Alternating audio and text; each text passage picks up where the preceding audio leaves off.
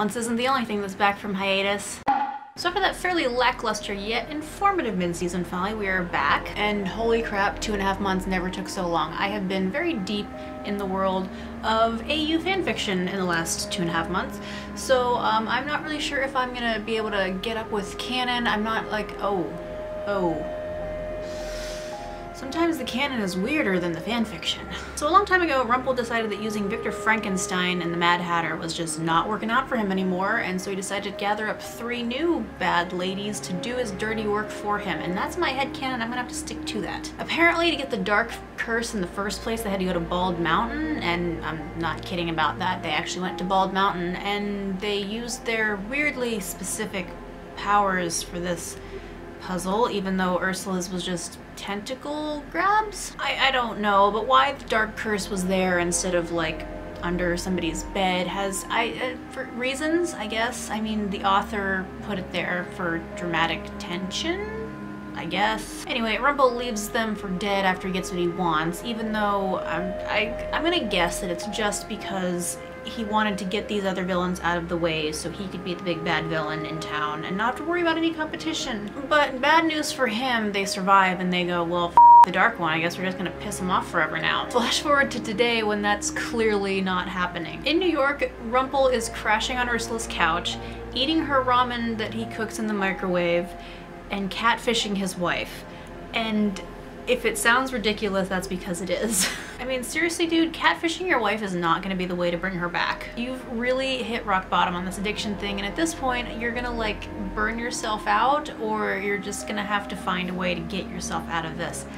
I think we're gonna be seeing some Rumpel redemption by the end of the season, which would be great because right now it's spiraling, and it's funny, but it's also kind of sad at the same time. So then Rumpel and Ursula go to find Cruella, whose husband has just been arrested by the FBI for reasons. I mean, it makes it really convenient for them to go like just pick her up and she doesn't have to worry about stuff because she doesn't have stuff anymore except for this coat and the car, I guess, which makes me think, does Ursula have somebody checking on her fish for her because they just kind of left all the fish in the apartment?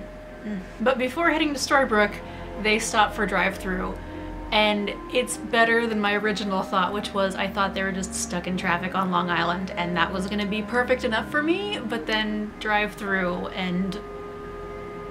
Meanwhile, in Storybrooke, stuff has happened in the last 6 weeks, I guess. For instance, Mary Margaret has stepped down as mayor, letting Regina take over again, and I guess Mary Margaret, as she's going back to be a teacher, and she's just gonna follow Henry up through the grade levels because he's 12 now and he was 10 before, so he's 6th grade. Is Storybrooke small enough that the teachers teach multiple grade levels? I mean, that's as much as Regina says the town is bigger than you think.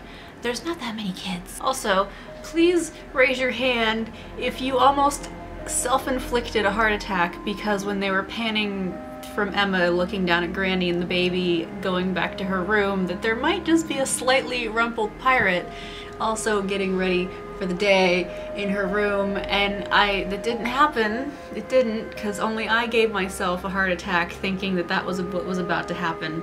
But it's okay, because then we had lattes and smooches and arms around each other and then forehead smooches and oh, and Killian and Belle being research BFFs is now my new lifeline, and I could just do with this all the time. So after being catfished by her husband, Belle has the spell translated enough now that she can have Regina let the fairies out of the hat box, and they do that, but they also release another thing that it's bad. But before we get to the bad part, we have Blue, who is back and being shadier than ever. Seriously, at the diner she's like, I don't know who the author is. What are you talking? Don't look at me like that. I don't know who the author is. I mean, he's clearly not the sorcerer, or she, I don't know. And look, I'm a student of Tolkien, Blue. I understand the whole pronouns importance thing.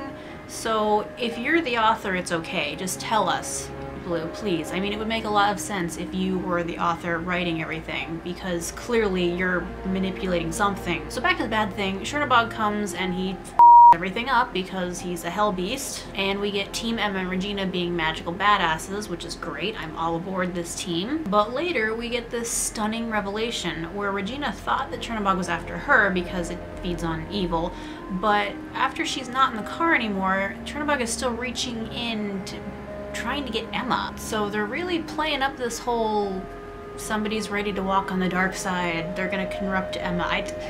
I have some thoughts about that, but we're gonna save them to see where we're gonna go with that. So our best this week. The best everything is Cruella de Vil. Like, seriously, is she life goals or wife goals? I'm not even sure. And the best part, there's a best part of the best everything. She packs heat and she's not afraid to pull it on Rumple.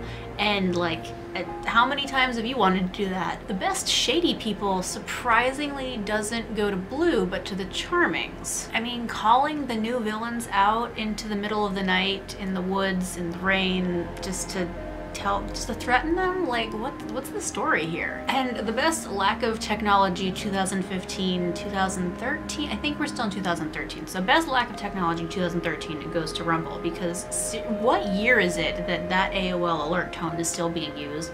And also congratulations on having the world's oldest cell phone. Oh, and screw you, Robert Carlyle, for making the best sad kicked puppy faces and making me feel all sad for Rumpelstiltskin when he's a jerk and deserves everything that he had coming to him. Anyway, that is it for me this week. Thank you guys so much for watching, and I will see you next time. Bye.